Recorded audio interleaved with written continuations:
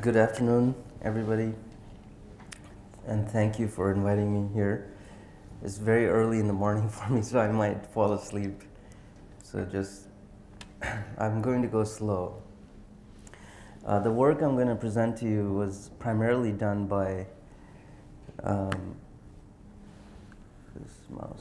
by my graduate students Larry Liu, Yuri Liu, and Stephen Tin. Larry is now an assistant professor at Australian National University. My group is SonicMEMS, and we do lots of things. Once you do MEMS, it gives you a license to do lots of interesting things like sonic bioprobes, atomic metrology. And what I'm going to talk to you today about are the two topics on the bottom, radioisotope powered MEMS and radioisotope lithography. And we have other efforts going on in solar energy and insect cyborgs, which I'm not going to talk about today.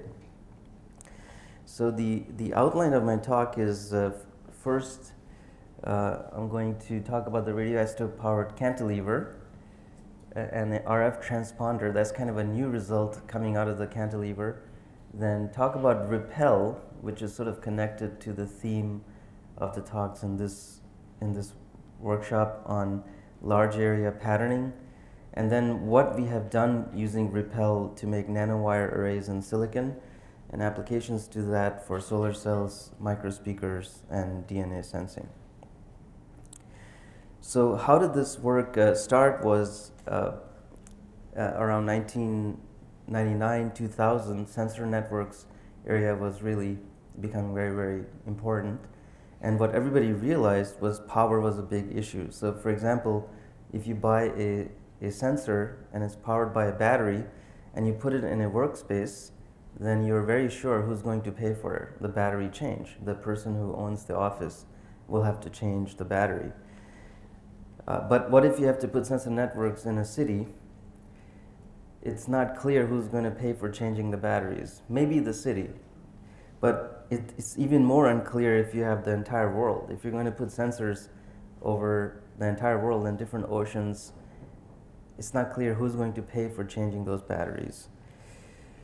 So how do we get around changing the batteries is kind of a central question for RF sensor networks.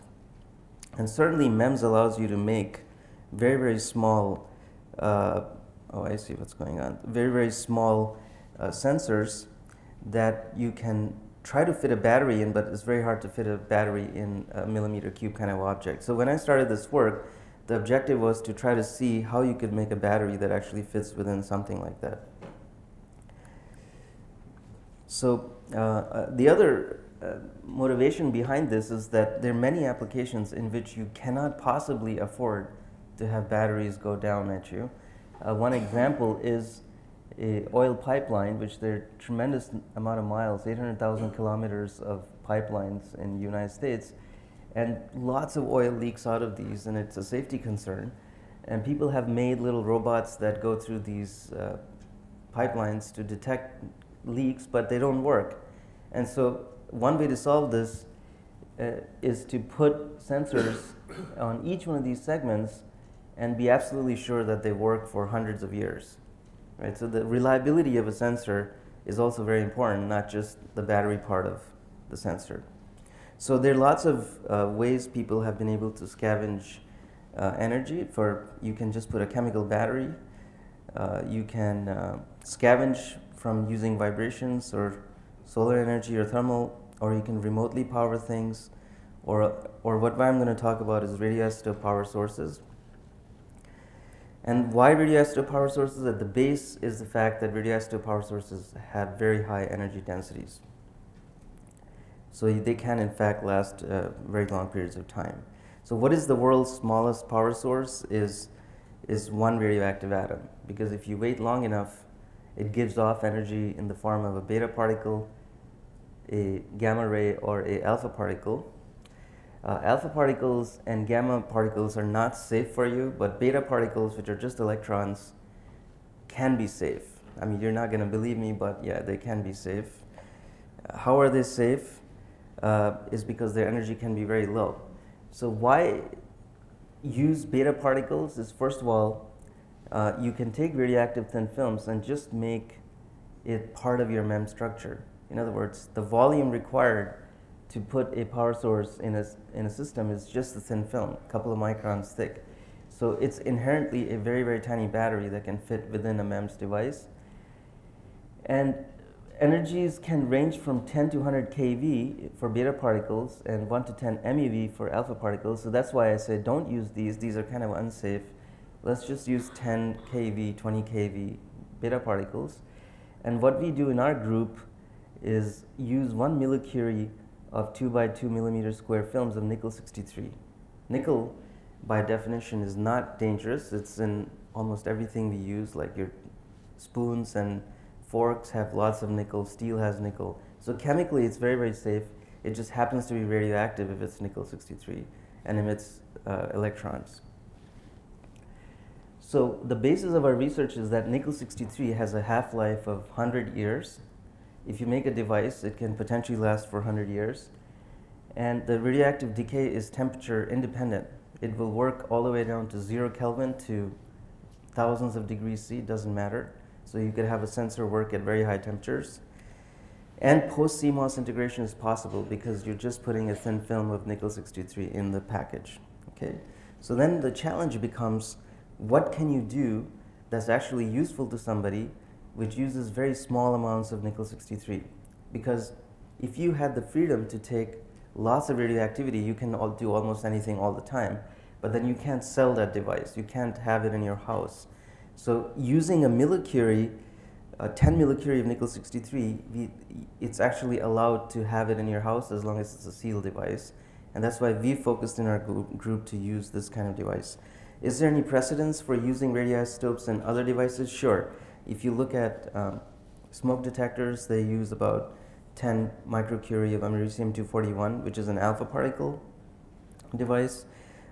Exit signs that are self-fluorescent use 20 curies of tritium. And if you go to the airport and when they do the wipe test, that's nickel-63 already in there. So they're commercial devices that are proof that you can use radioisotopes. The interesting thing is, what is the common feature in all of these three applications is that saving lives is involved, right? Because without a really safe smoke detector, you could lose lives. And then the cost-benefit analysis tells you, it's okay to have radioisotopes because it is so reliable that in the worst possible condition, it will still work as a smoke detector. Same thing with exit signs and same things with the airport security.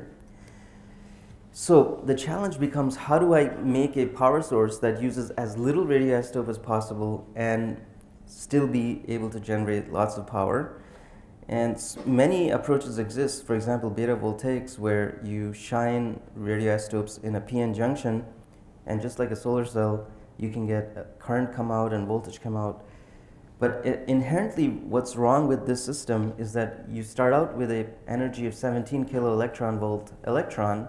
It goes into silicon, loses all its kinetic energy, ends up giving you maybe half a volt.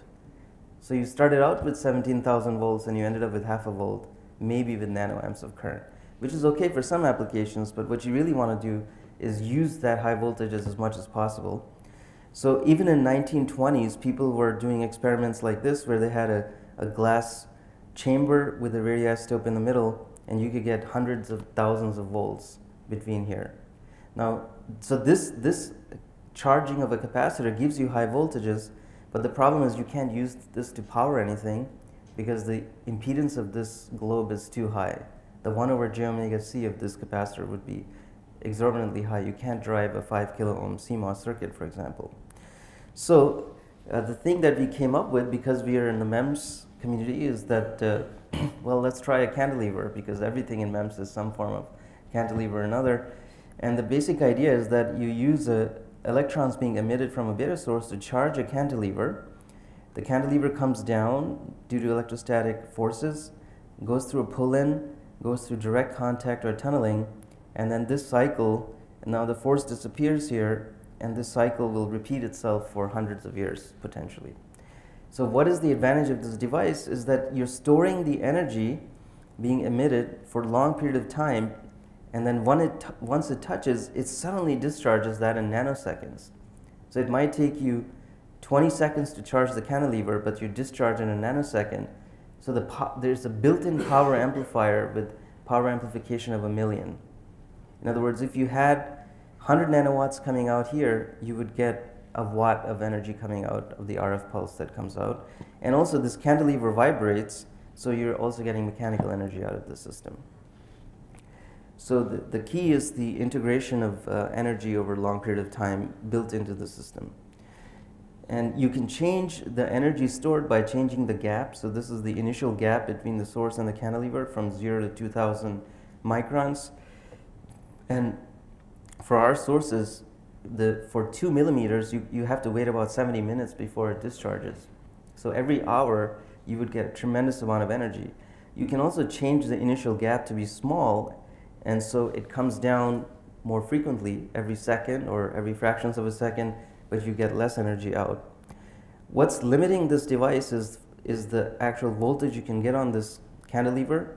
If you're emitting 17,000 volt electrons, there's no way you can get higher than 17,000 volts on this cantilever, because if there's 17,000 volts here, all the electrons would be repelled backwards into the film. In fact, the best voltages we've been able to get around 3,000 volts, which corresponds to about 25% efficiency devices. And the other thing that's limiting this is vacuum breakdown of this cantilever also.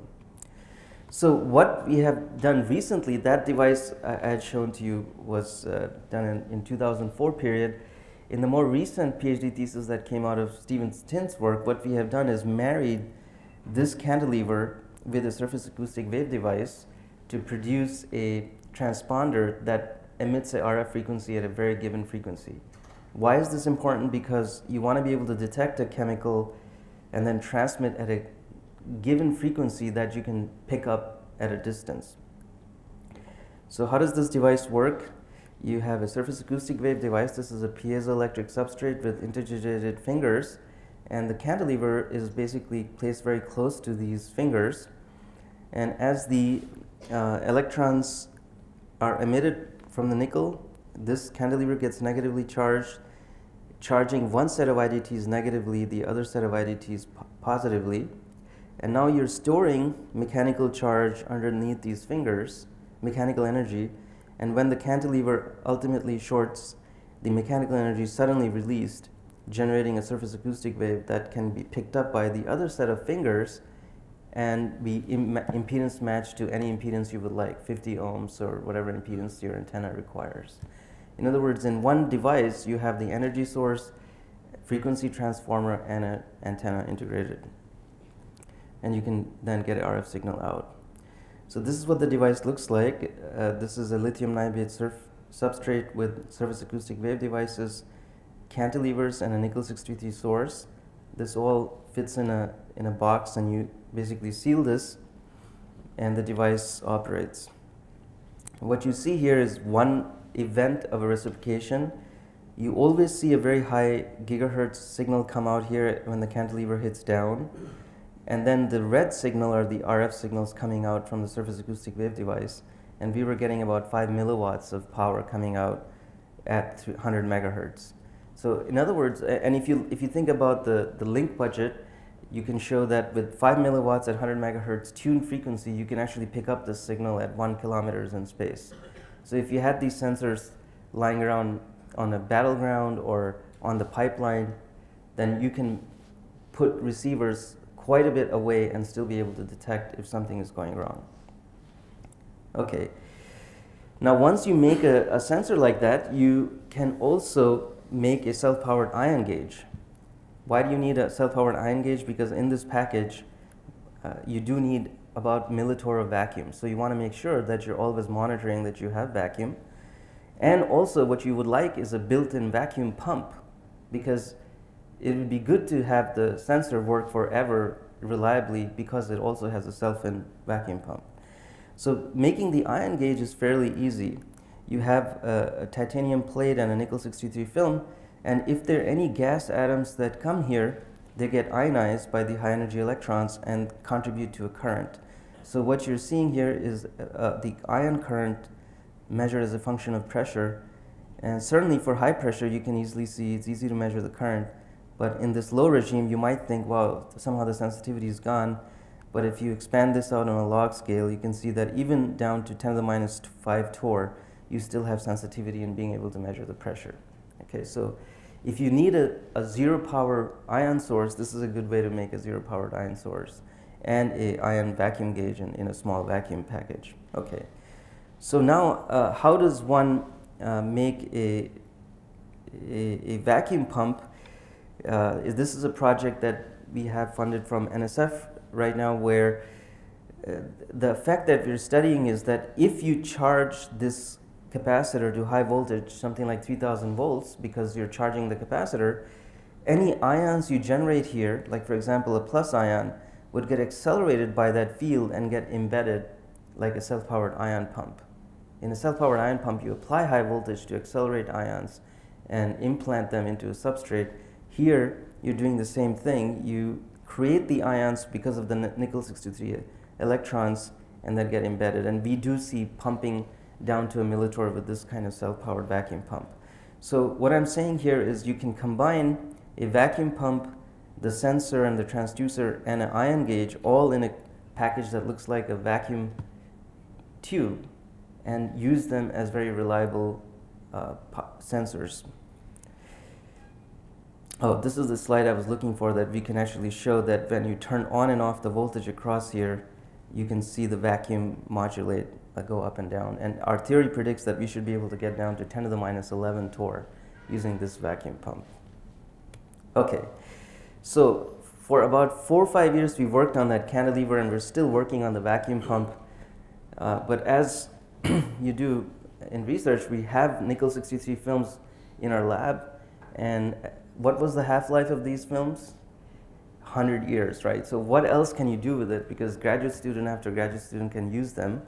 One of the next ideas we tried out is this radioisotope lithography. So lithography is very important, everybody knows that, for computation, communication, biosensing, microrobot, and energy harvesting. All of these places use lithography because all of our devices depend on it.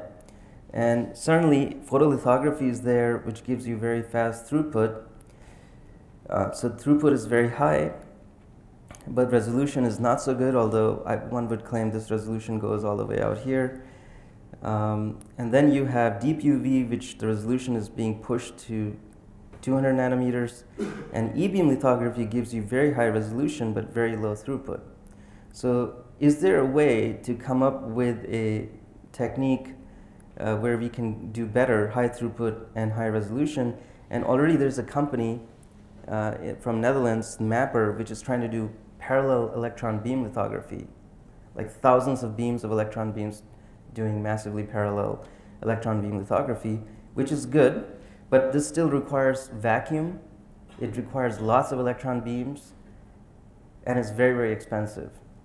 So our approach is, can we come up with a way to make super cheap kind of a contact lithography, but using electrons? And our competition really is nano imprint lithography, that some of you may know about, where you press a pattern into your substrate. But the problem with this approach is because you're mechanically touching the substrate, your mask ages, and so does your substrate, and the mechanical contact is not a very reliable thing. So ultimately, self-assembly is also another approach. There are all these approaches to lithography that are ongoing. What we're claiming is something really simple. You could have probably guessed it by now while I was talking about all of this, is that we will use a nickel 63 film as a source of electrons. And the nice thing is that you can make this source as big as possible. I can make it a source as big as this table because I just electroplate nickel 63 on it. So you can have a source that's huge, have a transmission mask through which electrons only go in selected areas and impact your photoresist. And because the emitted electron energy is 17 keV, it's almost perfect for electron beam lithography to get 10 nanometer kind of features. And just to remind you, the beta decay for us is 17 keV, 100-year half-life, which I already talked about, which is similar to E-beam lithography.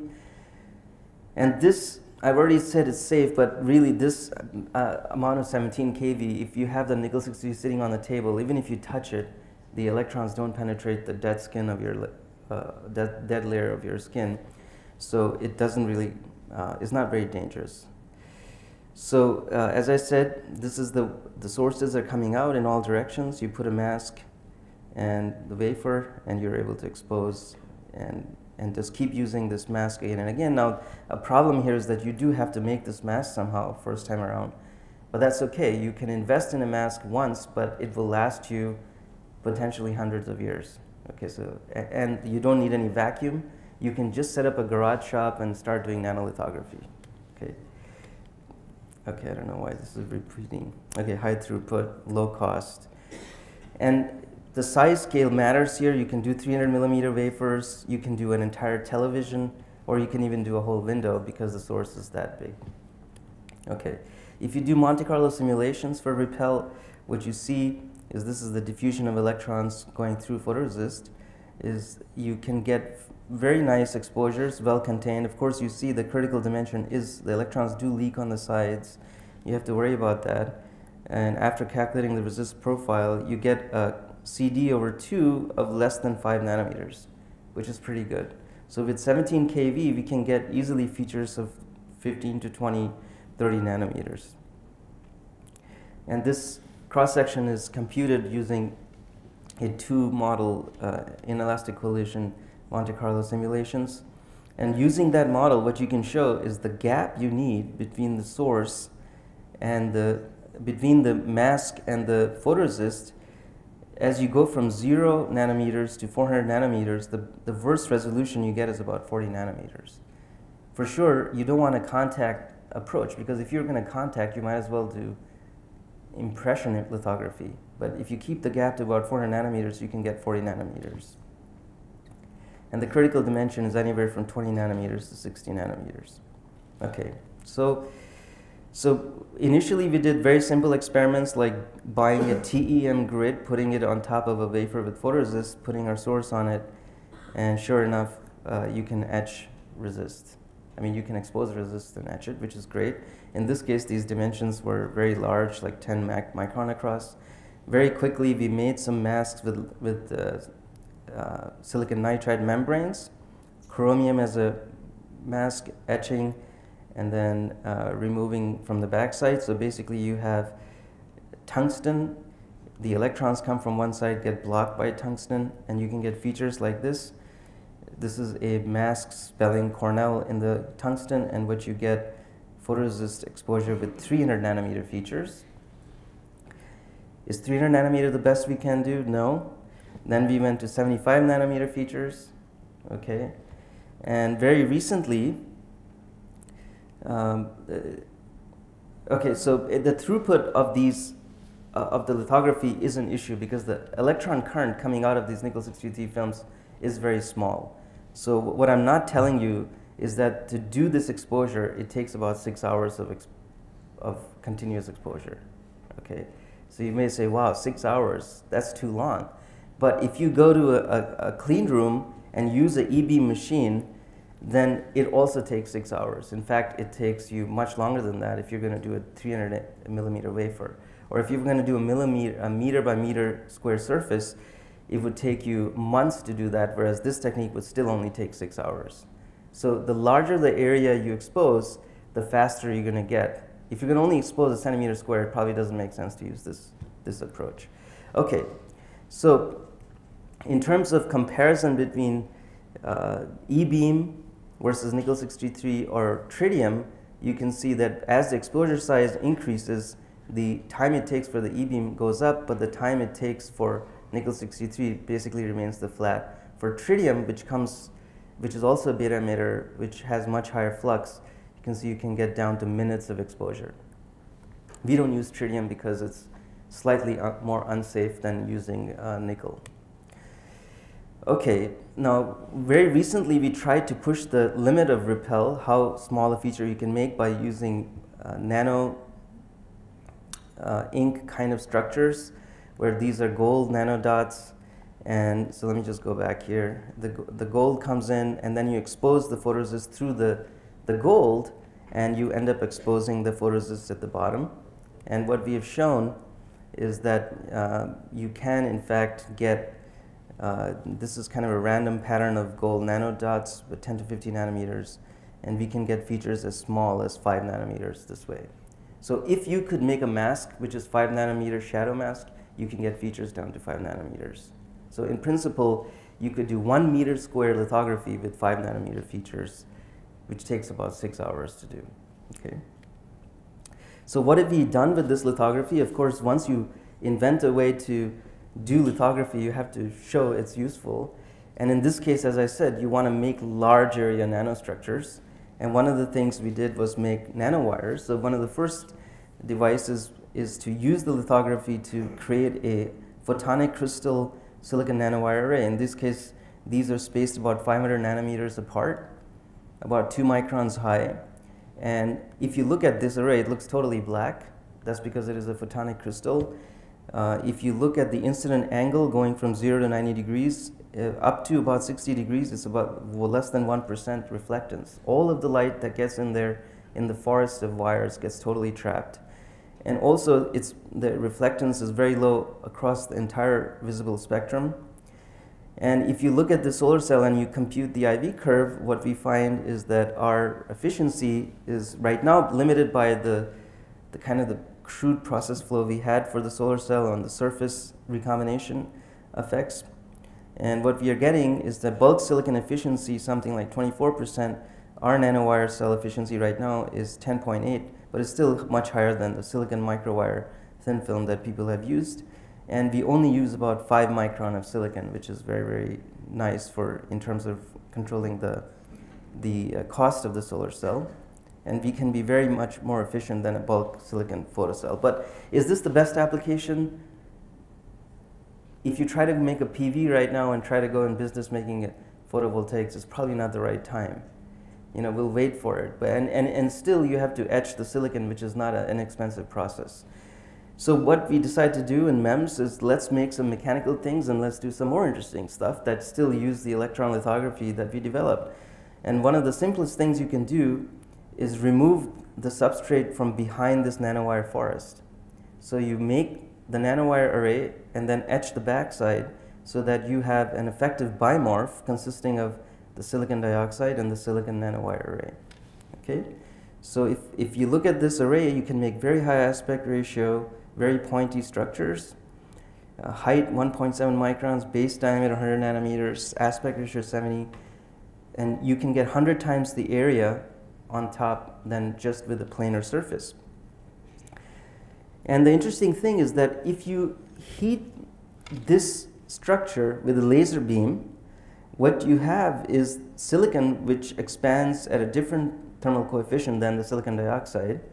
So when you shine a laser beam, not only gets fully absorbed, because it's a photonic crystal, it absorbs all of the light, nothing gets out, but you also then bend that membrane. And I'm not going to spend a lot of time on this chart, but you can do the thermal analysis to show that when silicon and silicon dioxide, when you heat it, is going to bend because of the thermal stresses. And so the experiments we do is we take this structure, we shine a light laser beam, modulate it at a frequency, and then pick up the displacement using a Doppler velocity sensor. So if you put a intensity I naught that's modulating at omega, you get a temperature near the beam that also oscillates at the same frequency. And because of the thermal bimorph effect, you're going to change the stress state of this membrane going up and down. So you can excite the resonance frequencies of this membrane. And what you're seeing here is that we can scan the membrane and get modes of resonance, the 0-1 mode, 1-1 mode, 2-1 mode, all the way to 2-2 mode. And hence, we have a remotely excitable MEMS membrane that can be excited just with a laser beam at a distance. We picked this particular mode because it has a very high Q of about 10 to the 5th. So it looks like and the reason it has high Q is because these 4 nodes are isolated from the edges by these other nodes which are not highly coupled to the substrate. So what do we do with that vibrating membrane? First is we can make a microspeaker that's optically induced. So if you look in the MEMS microspeaker world, a lot of people have made electrostatically actuated microspeakers or electrothermal actuators or piezoelectric or electromagnetic. All of these require wires to this microspeaker. Okay, wires actually have to go to the device. So can we make a microspeaker that does not require a wire? Yes, with the laser you can. So the idea is that nanowire array being excited optically, you could put this little device for a hearing aid and have an optical fiber cable going to the device to excite it acoustically instead of wires. And what are the advantage there is that optical fibers are less insensitive to grease and the wax that's coming out of your ears, and the light will actually go through the wax, so you could do a permanent implant and not worry about the reliability of the wire. Okay, so how does this device work? Very similar to before. You have a nanowire array, silicon dioxide, and etched cavity. And this is just showing that, okay, this is a movie. How do we?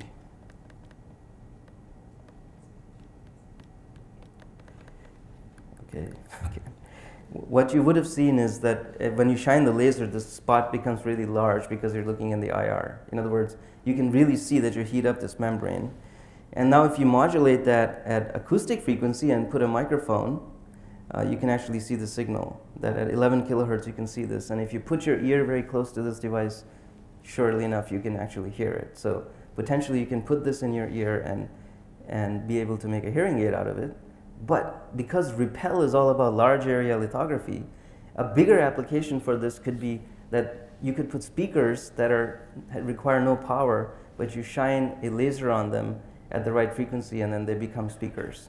So you could have a room full of speakers that are addressed optically instead of with wires. And repel is perfect for that kind of an application.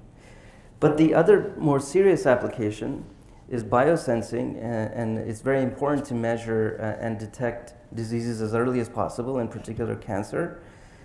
And to detect diseases as early as possible, you have to make a sensor that detects certain antibodies, antigens, as at as low a concentration as possible, like femtomolars.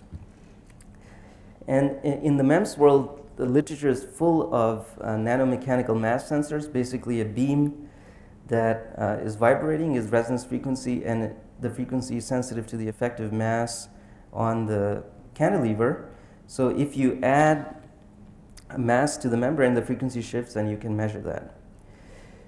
The biggest advantage of MEMS mass sensors are they can have very high resolution, very fast response time, and you can integrate them on chip. But the downside is that they are very tiny. The definition of a MEMS sensor is that it's a tiny cantilever. So if you make a cantilever, this molecule takes a very long time to find the cantilever because it's diffusing in the sample. So if I give you a glass of water and put a cantilever in it, it might take you 10 weeks for that one molecule you're looking for to get to your sensor. So somehow you have to increase the area of your sensor. And now you can imagine how our device comes into the picture. Is we want to maximize our mass per area sensitivity, not just the mass sensitivity. In other words, we want to have a very high area. And of course, the nanowire structure gives you the large area. For the area of this device, we're getting 100 times the area because of the nanowires, which will give you a higher sensitivity. So in this experiment, we coated the nanowires with gold and then bonded it with the probe DNA that is going to bind to the DNA that we want to detect. Then passivate this with a monomer that doesn't allow any more passivation by DNA. And then you flow in the target DNA, which will then bond to the single-strand DNA, and hence increase the mass of this membrane.